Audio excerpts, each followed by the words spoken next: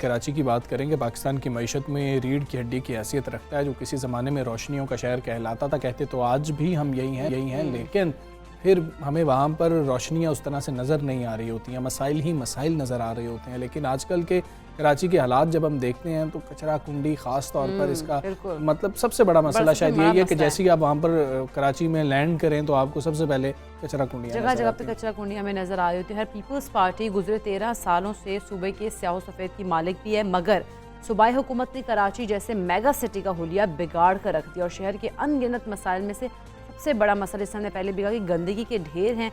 हर तरफ आपको गंदगी के ढेर नज़र आ रहे होते हैं, जिसके खात्मे के लिए सिंध हुकूमत बेशुमार दावे भी कर चुके, लेकिन सूरत हाल हम देख रहे हैं कि झूठी तो है। अच्छा, मुर्तज़ा वहाब साहब जब से एडमिनिस्ट्रेटर कराची के बने हैं वो कुछ बयानात भी दे रहे हैं, काविशें भी कर रहे हैं और हमें नज़र भी आ रहे होते हैं कि और अज़्म का इजहार भी करते हैं कि जी क्या अब सूरत हाल बेहतर हो जाएगी। एक बार फिर उन्होंने शहर को कचरे से पाक करने का दावा किया है। Sindh solid waste management board के तहत चाइनीज़ कंपनी जो है वो छांगी कांजी के ज़रिए तमाम ज़िला शरकी की 31 यूसीज़ में घर घर से कचरा उठाने का आगाज़ जो है वो कर चुकी है। अच्छा, इफ्तिताही तकरीब से खिताब करते उन्होंने कहा कि सिंध सॉलिड वेस्ट मैनेजमेंट जो है वो शहर की सफाई के लिए अब रवायती तरीके से कचरा उठाने के सिस्टम का खात्मा करके जदीद तर्ज और टेक्नोलॉजी को बुरोए कार लाते हुए शहरियों को रिलीफ फराहम करेगा।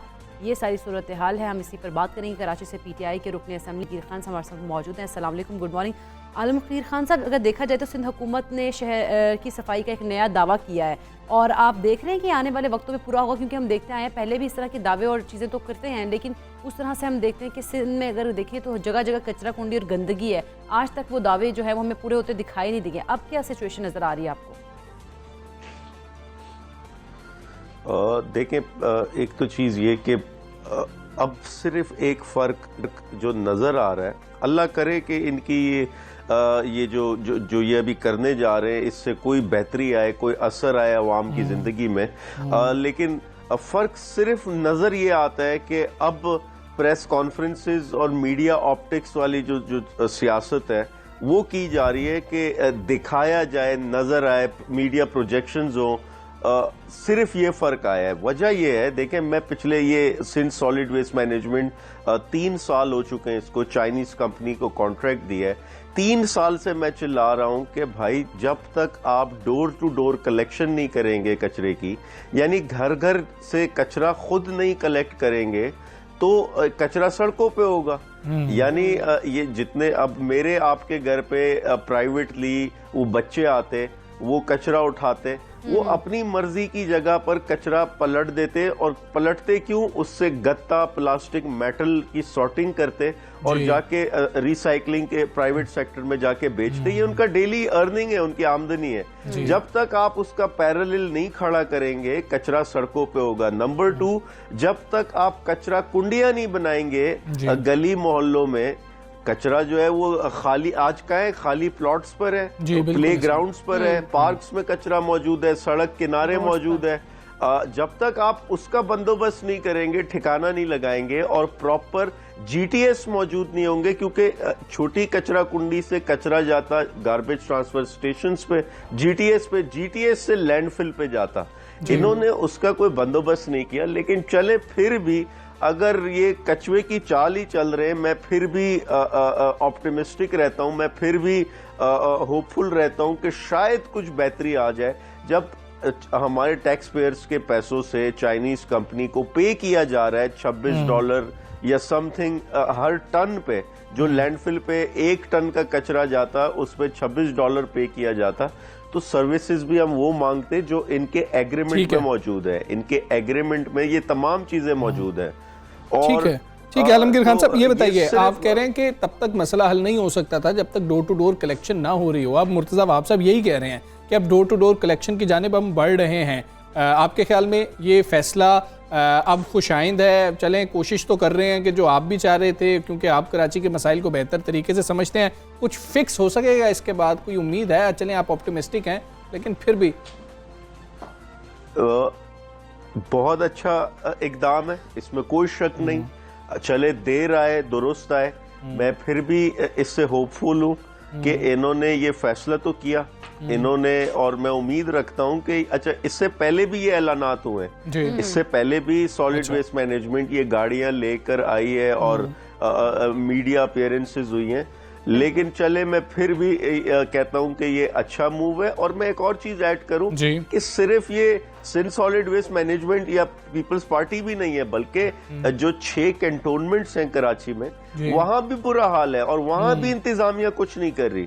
वहां पे जो है कचरे का निजाम सब कैंटोनमेंट इंतजामिया के पास है और वो भी सारे हाथ पे हाथ रख के बैठे रहते हैं। तो उनसे भी पूछताछ होनी चाहिए और उनका भी इसी तरीके से मीडिया ट्रायल होना चाहिए जैसे इनका है।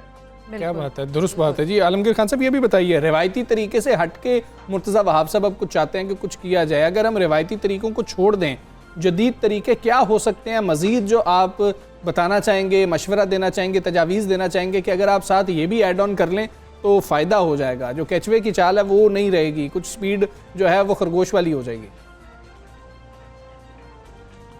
देखिए, पहली तो चीज़ ये, जो सॉलिड वेस्ट मैनेजमेंट के एग्रीमेंट में मौजूद है, जो चाइनीज़ कंपनी के साथ एग्रीमेंट हुआ था, उसमें ये सब चीज़ें मौजूद थी कि ये ना सिर्फ कचरा उठाएंगे, कचरे में डिब्रीज मौजूद हैं, कचरे में जो कंस्ट्रक्शन साइट का लेफ्ट ओवर होता है वो मौजूद है, मुख्तलिफ चीज़ें मौजूद है जो इनकी सबकी जिम्मेदारी है। और ये कहते कि नहीं, हमने मखसूस एक किस्म का कचरा जो सिर्फ आप कह लें कि गत्ता प्लास्टिक मेटल की शक्ल में हो, हम सिर्फ वो कचरा उठाएंगे, ये डिब्रीज वगैरह नहीं उठाते, ये कोई दूसरा मलबा नहीं उठाते ये लोग, वो इनको पता नहीं कॉस्टली पड़ता क्या।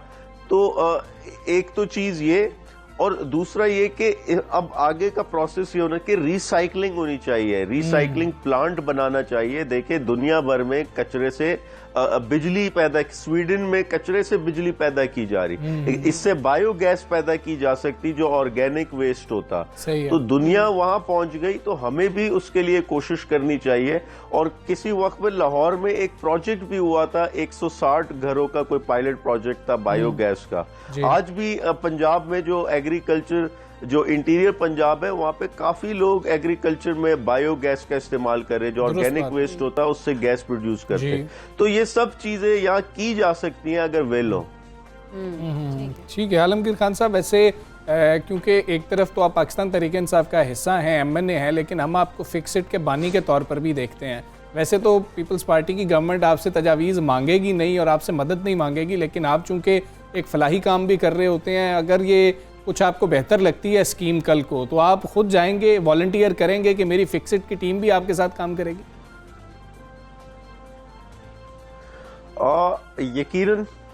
यकीनन हम तो पेश है किसी भी अच्छे इकदाम के लिए, इसमें कोई शक नहीं।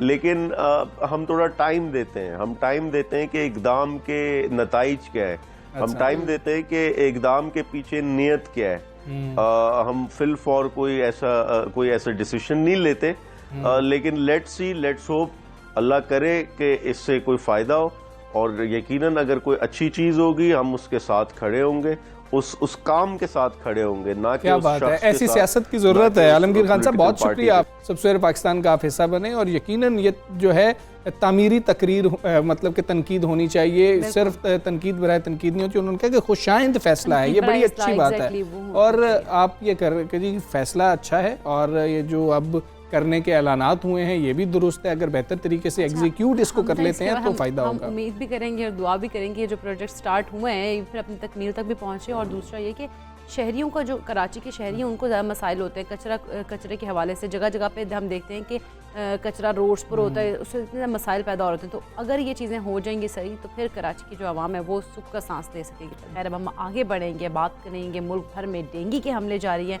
और ख़ास तौर पर पंजाब की बात करें तो डेंगू के मज़ीद 103 मरीज़ रिपोर्ट हुए, और इस्लामाबाद और खैबर पख्तूनख्वा में भी मरीज़ों की तादाद में इजाफा हुआ। जी, महकमा सेहत के मुताबिक पंजाब में डेंगू के मजमूई केसेस की तादाद 21,000 से बढ़ गई है, जबकि अब तक जांबक होने वालों की तादाद 93 हो चुकी है, और पंजाब के तमाम शहरों से डेंगू के मजीद केसेस रिपोर्ट हो रहे हैं। बिल्कुल, हमजा इस्लामाबाद की बात करें तो वहाँ पर भी डेंगू के मजीद 12 केसेस सामने आए हैं, जिसके बाद मजमूई केसेस की तादाद 4,364 हो गई है। हाँ जी, और खैबर पख्तूनख्वा में भी मजीद 108 नए मरीज़ रिपोर्ट हुए हैं, जिसके बाद सूबे में डेंगू के मरीजों की तादाद 9,000 से ज़ायद हो चुकी है। और वज़ीर-ए-आज़म के मुआविन खुसूसी बराए सेहत डॉक्टर फैसल सुल्तान कहते हैं कि डेंगू से बचाव के लिए 2 वैक्सीन्स तजुर्बाती मराहिल में है, जिसमें कुछ हद तक कामयाबी भी हुई है। अब डेंगू के हवाले से कुछ अभी वैक्सीन के हवाले वैक्सीन्स से, जो हैं हाँ। वो आ रही हैं, तो होप तो एक बन गई है कि हो सकता है कि आइंदा आने वाले दिनों में हम इस पर भी अच्छे तरीके से वैसे तो ये काबू कहा पा जाता है सकें। कि ये साइकिल आता है 2 साल बाद आता है तो केसेस बढ़ रहे होते हैं, लेकिन हमने इस दफ़ा देखा है कि कोताहियाँ बहुत ज़्यादा हुई हैं। गफलत की वजह से भी डेंगू केसेस बढ़े हैं और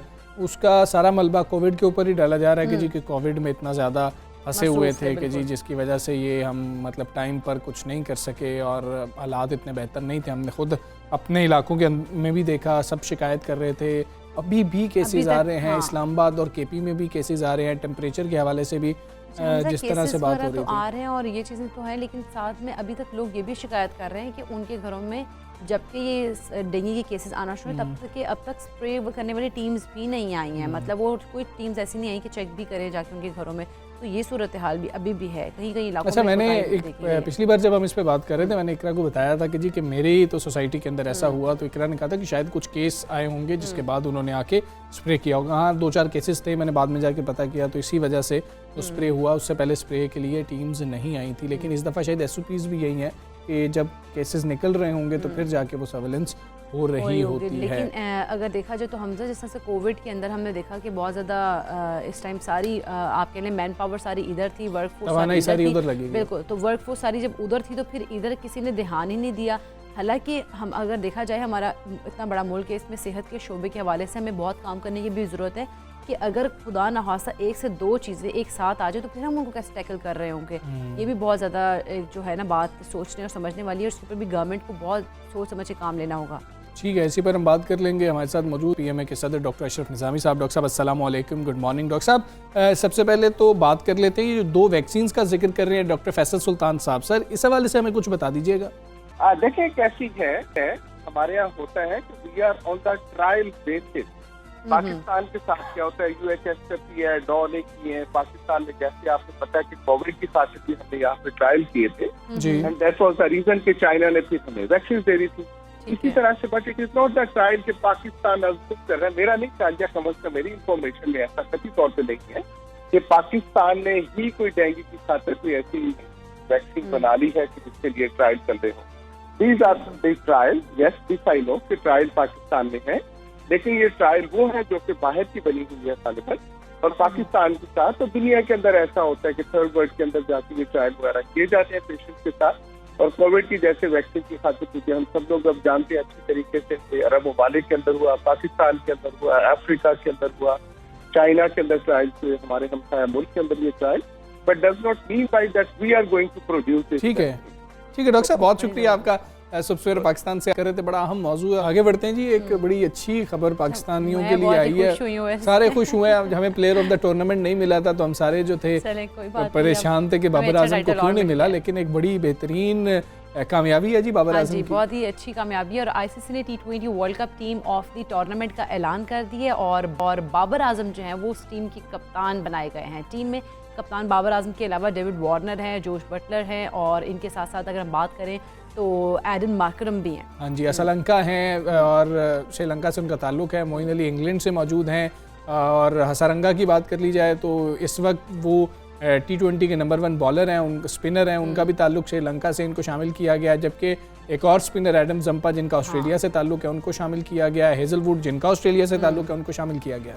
अच्छा, ट्रेंट बोल्ट भी हैं इसके अलावा, और इसके अलावा अगर जो साउथ अफ्रीका से नॉर्जे भी हैं। बिल्कुल, अच्छा हाँ वो भी हैं। और इसके अलावा हमजा एक और बात करें तो टीम का जो 12वां खिलाड़ी है उसके तौर पर शाहीन आफरीदी को भी टीम ऑफ द टूर्नामेंट में शामिल किया गया है। यानी कि पाकिस्तानी 2 खिलाड़ी हैं और इस 12 रुकनी टीम में कोई भी इंडियन नहीं है। हाँ, इस टीम में इंडियन नहीं है क्योंकि पहले 2 मैच हार गए थे, उसके बाद वो परफॉर्मेंसेस मैटर नहीं कर रही थी। लेकिन सबसे बड़ी बात यह है कि कप्तान इस टीम के कौन हैं, वो हैं बाबर आजम। जो 2 कप्तान फाइनल खेले हैं, विलियमसन और एरन फिंच, ये दोनों ही टीम का हिस्सा नहीं हैं और बाबर आजम को कप्तान बनाया गया है। और इसके ऊपर लिखा गया कि हार्ड लक थी बाबर आजम की कि बाबर आजम सेमीफाइनल हार गए, लेकिन बाबर आजम ने बेहतरीन कप्तानी की है। बड़े क्वेश्चंस उठ रहे थे, हम लोग भी उठा रहे थे कि बाबर आजम की क्या कैप्टेंसी ठीक है या नहीं है, लेकिन उन तमाम चीज़ों का बेहतरीन परफॉर्मेंस से जवाब और दिया। हमजा दूसरा ये कि वो बहुत ही हम्बल रहे इस तमाम टूर्नामेंट में। देखा गया है कि वो उन्होंने बिल्कुल बड़ी ऐसा कह लें कि आजी के साथ